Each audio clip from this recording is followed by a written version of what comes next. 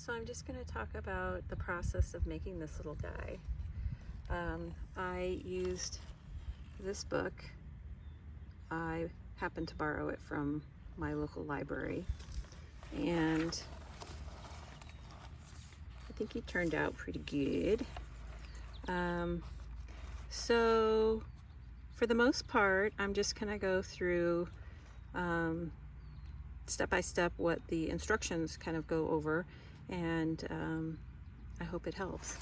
So initially you're going to work on the body and the head, and you're starting from the bottom and you're going to work up and just do the head. And when you get to about 3 rows before the end, that's when you're going to start stuffing this portion, and then you just decrease until it's closed.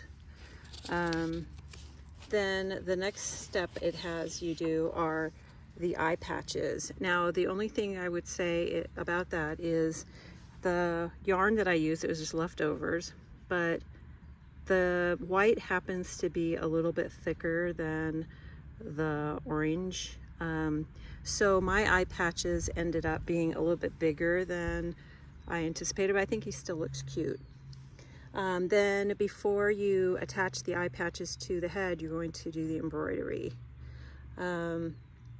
And then you're going to, the one thing to keep in mind is after you do one, you finish it off, and then you crochet around the edges. But when you do the other one, just keep a mental note that when you get to the last row, it tells you to do a chain 1 and then you crochet the opposite direction, and that's how you get a left and a right. The nose is just a magic circle, and you can attach that.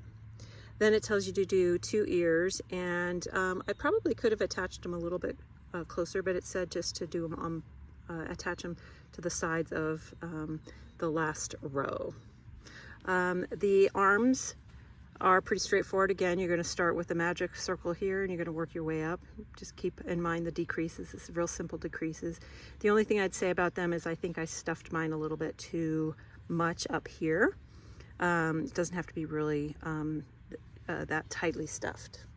And then you're going to make the 2 legs, and same concept. You start with a magic circle and you work your way up with decreases. And then you attach them. It says to leave 10 stitches in between. And then when you attach the arms, it says to leave 2 stitches in between. So that's pretty straightforward as well.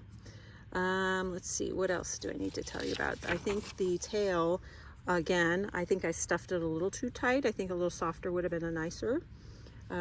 But then also just, it says to go 3 rows up and attach it there.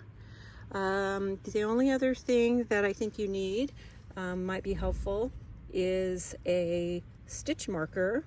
And there's lots of different kinds to choose from. These are just a couple. You can just use a safety pin, or I usually just use a leftover piece of yarn for my stitch marker, and then just a standard crochet hook.